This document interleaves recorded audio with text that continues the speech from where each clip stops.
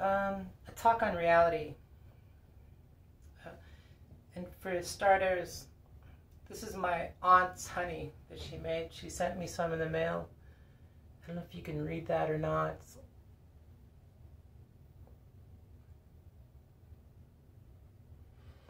All you fancy restaurants out there that want some really, really high-end honey to make your tea taste amazing, this is it. This one has some ginger in it that I really like. So I'm listening to Tom Powers on Q on CBC Radio. He's Q on CBC Radio is known like everywhere, and Tom Powers has been pretty amicable, unlike a lot of people from that radio, that national broadcasting system, and they had, I can't remember his name, but the guy from The Matrix, choose a red pill, choose a blue pill kind of guy, the kind of guy from The Matrix, big alpha male dude, and they were talking about reality, and I think it's in relation to and philosophy and spirituality, and I think it was all in relation to maybe the last vlog that I made, where I was talking about reality, and reality is not philosophy. Reality is the reality of something. Philosophy is like the decoding of reality, because it's hard for us to see that, right? And as somebody who's meditated a lot and who's Buddhist, you kind of get more of a different view of it, and your only way to talk about it, like your only way to convey it, is through philosophy. You'll get all these Buddhists out there who'll talk about it as being a spiritual practice, and who'll talk about that it's not a philosophy, or that Buddhist philosophy is very much a part of it, and stuff like this, right? And you'll hear all these things, that this whole world is an illusion and stuff like that. I want to talk about the very nature of reality. I think on one hand, a movie like The Matrix is really interesting and beneficial in terms of something like challenging our concepts of what is reality. What really is reality? Because reality to us is sheerly based upon our senses, right? And to me, reality isn't a spiritual thing. I don't, a lot of people talk about Buddhism, and they talk about, oh, well, at least you have something, at least you have some sort of spiritual practice, even if you're not, worshiping God kind of thing. I don't even see it as a spiritual practice. To me, Buddhism is sheerly about reality. I took a lot of flack a while back about making a vlog about bliss and meditation, and saying that, there is bliss in terms of Buddhist practice, which you're not really supposed to talk about, and then there is just this regular low level of bliss. And these people like CBC Radio, and I think it must have been in conjunction because somebody else was talking about it in this institution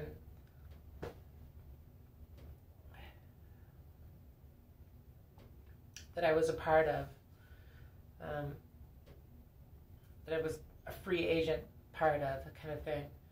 And someone had put it on the elevator wall, and I was like, at the exact same time, I'm like, is this for real? Is this really happening?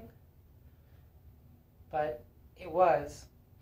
And they were talking about the exact same Yahoo spiritual guru somebody. And Buddhism is not about gurus. If you're talking to a Zen master like Brad Warner, and he starts talking about how he's kind of like a guru, walk away. Walk away. If you're looking at someone like Thich Nhat Hanh, who's going to placate you, and kind of be your guru, walk away. Because really, ultimately, what it boils down to is they're running a business. They're running a business, and they want your money. That's what it boils down to. Even whether it's small or if it's huge, like Thich Nhat Hanh or something. And Thich Nhat Hanh is actually a transphobe. To be honest, Thich Nhat Hanh is like, that might be a vlog for another day. But so with reality, to me, reality, something like sitting in meditation and experiencing a low level of bliss, you know, in prajna is reality. You know, like to know, to have a level of contentment, to have a level of compassion, you have to experience a level of compassion. You have to experience a level of contentment. You know, it's very pragmatic. Like, to me, Buddhism is very pragmatic. People start talking to me about spirituality in Buddhism, and I'm just kind of like, how much money do I need to pay you to get the hell out of here? Because I don't want to do this anymore.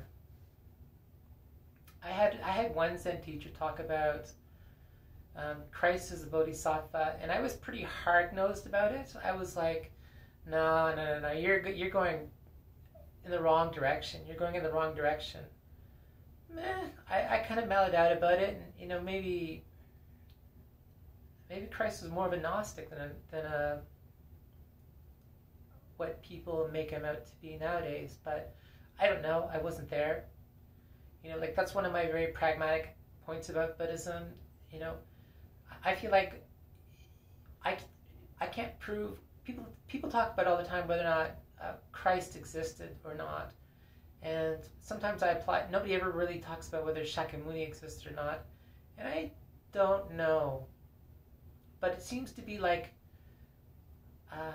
you know, the ancient Buddha, Shakyamuni, that people talk about, seems to have been a very real person. And a lot of the time there is no focus on that Buddha anymore, who is the OG Buddha, right? But like, to me, when you're talking about reality,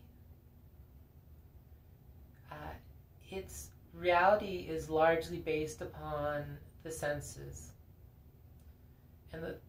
but reality is also largely based upon thought, right? How you perceive it, or how you perceive it without thought, or something along that line. You know, how you intuitively know what's kind of like going on, similar to like I know intuitively where this light switch is. I can hit it with my eyes closed, take my hand away, bring it back. I can turn it back on intuitively with my eyes closed, right? Because I know it in here, right? To me, that's intuition. It's something you don't have to think about.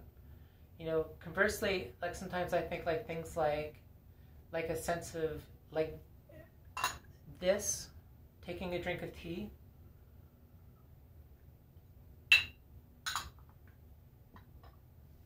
That is very much a thought. It's a thought, but without words. You know, that's very much part of our reality. That's very much a part of our existence. But one of the things that I discovered a few years ago, and I had posted on Facebook, and my friend, I was seeing an old friend of mine, and he kind of came after me about it. He's like, so, you're into Buddhism? And I'm like, yeah. And he's like, yeah, your stuff is crazy. Okay. What I was trying to do largely was take something very relative, you know, like this idea of like just this, like the idea of drinking a cup of tea, right? And taste, you know, it's like honey, like my aunt's honey. My Aunt Peggy, she's a perfectionist. You know, it's like tasting honey, and you don't have to think about if it's good or not. You just intuitively know, right?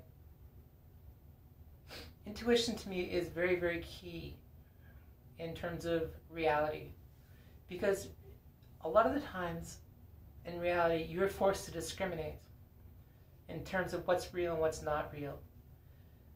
And when I say that, for me, determining something real or not real is determining it as substantial value, like intuitive thought. like a thought that is not a thought. When you're observing something and you're not cognitively thinking about what it is that you're observing, that to me is very substantial and very real. That holds a very real level of intuition and understanding, even more so than is hard to grasp sometimes at that point in time and moment. But when you can grasp that, you can grasp a lot.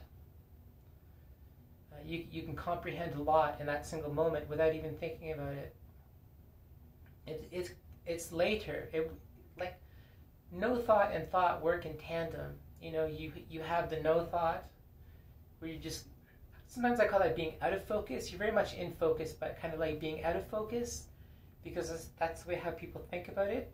And then when you have the thought, it brings things kind of back into focus, or vice versa.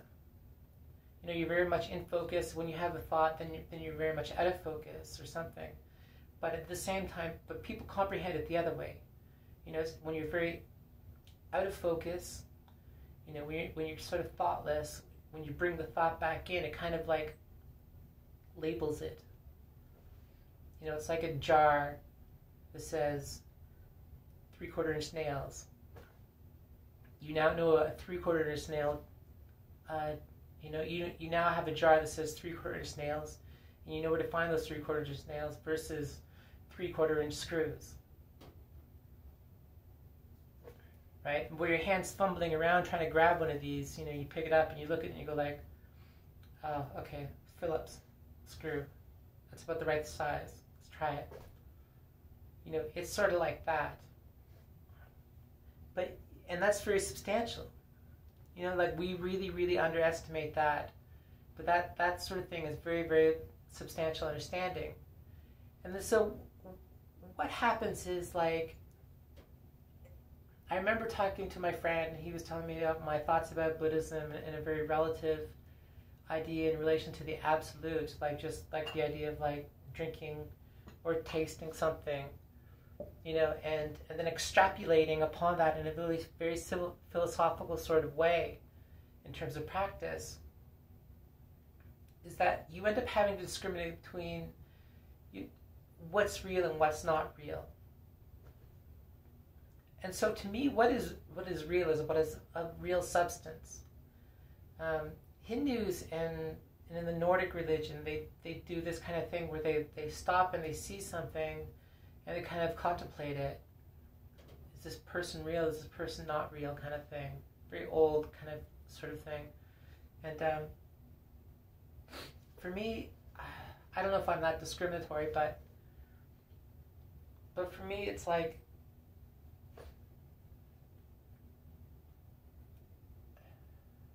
I do things. I was talking to my friend, and he was talking about my Facebook posts are crazy, and an epiphany I had at one point is I was in this shop back home in my small town,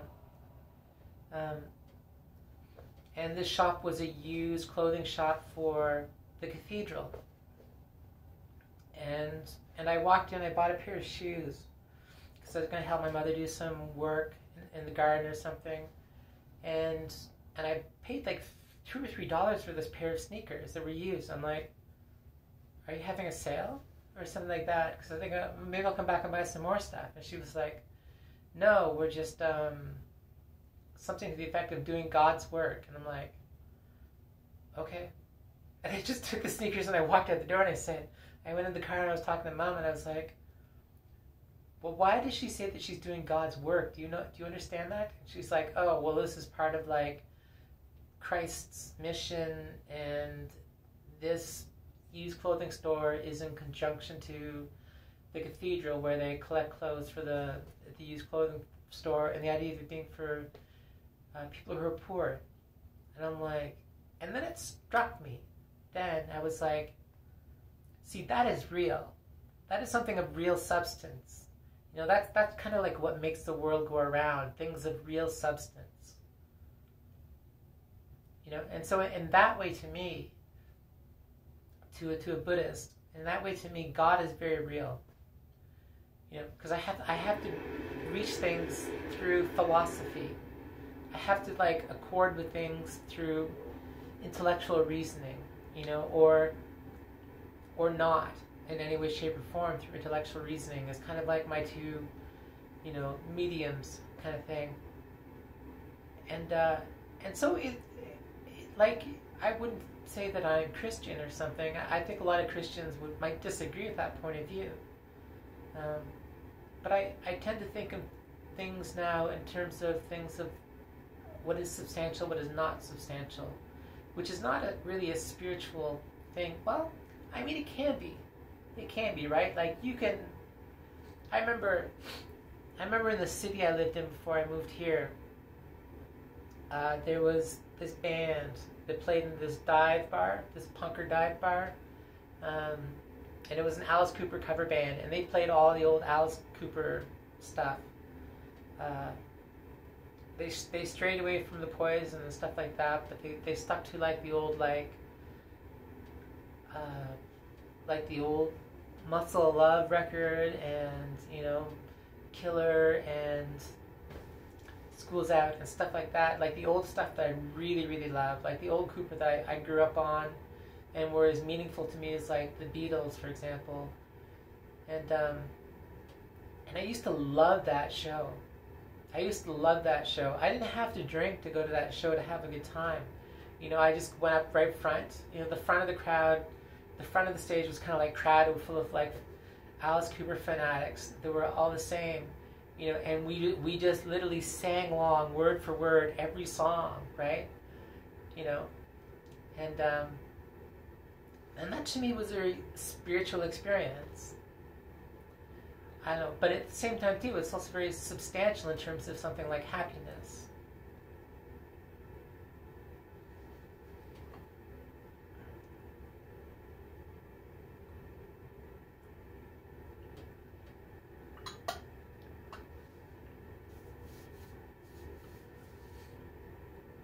And so, while it's interesting for a show like The Matrix to challenge our thoughts on what reality is, and incorporate things like philosophy and stuff like that, I feel like sometimes, it's good for things to come at you from one angle, right? It comes at you from the opposite angle. You say black, it says white, and you end up having to like figure these two things out at the same time.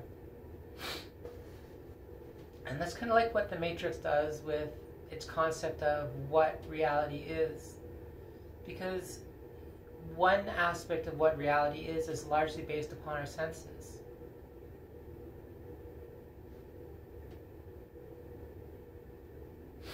I remember meditating once, and I had this image in my head of a girl I was engaged to, and she was crying in it, crying,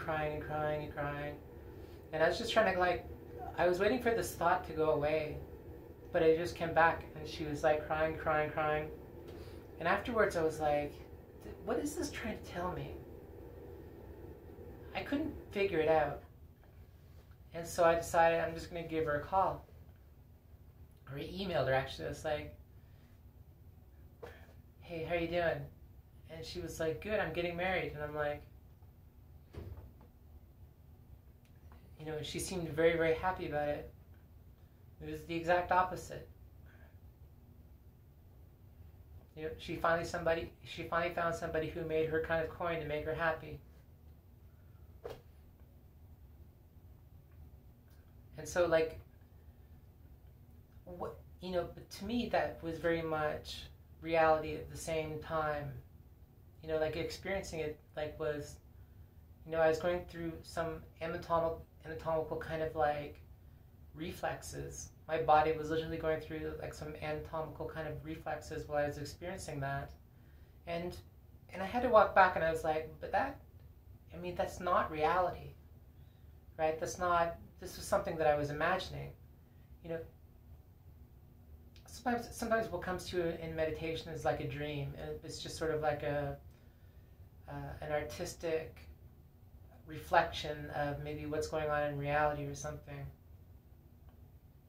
But it may have absolutely nothing to do with what's going on in reality. It's just an artistic reflection of your brain trying to digest the junk that's going on in your brain, kind of thing. And not very substantial, right? Not very substantial at all.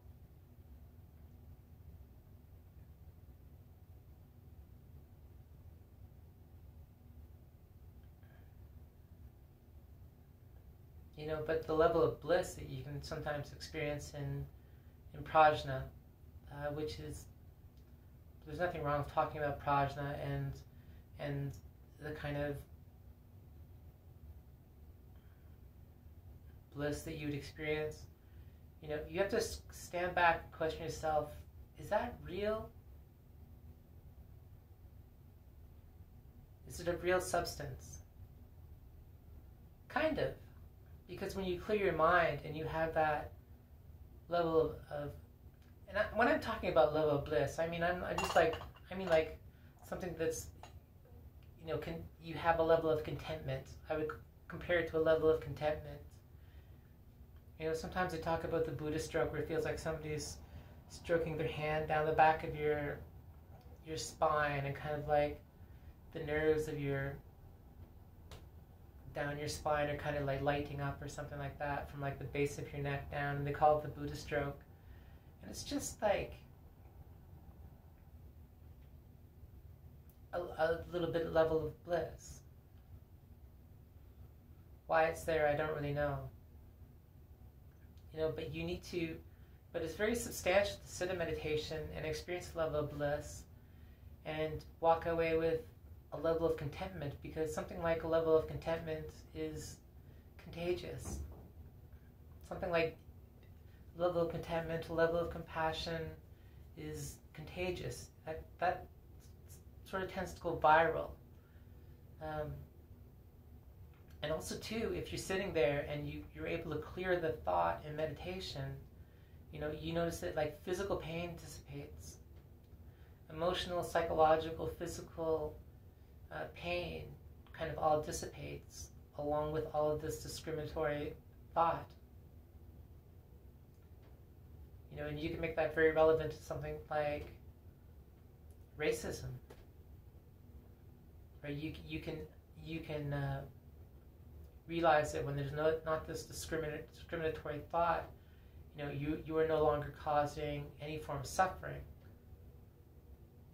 You know, or sometimes you can realize when you're able to stand outside of your thought process, you're able to stand outside and go like, yeah, everybody's a bit like that. Everybody's a little bit racist. Doesn't mean that everybody acts on it. You know, and it's just sort of a natural knee-jerk reaction because you're able to attack the other person, you know, because maybe somebody of the same color attacked you or something like that, and you're able to go like, okay, this is how that works. Someone attacks me, I have this discriminatory thought, I spread it, I experience a level of contentment and meditation, and that gets spread as well. Which one is more substance?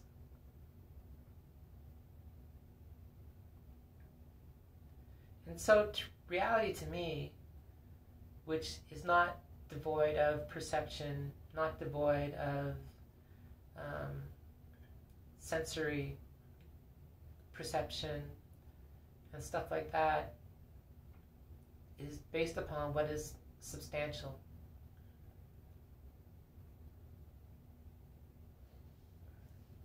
Sometimes in Buddhism they like to talk about nirvana as being reality.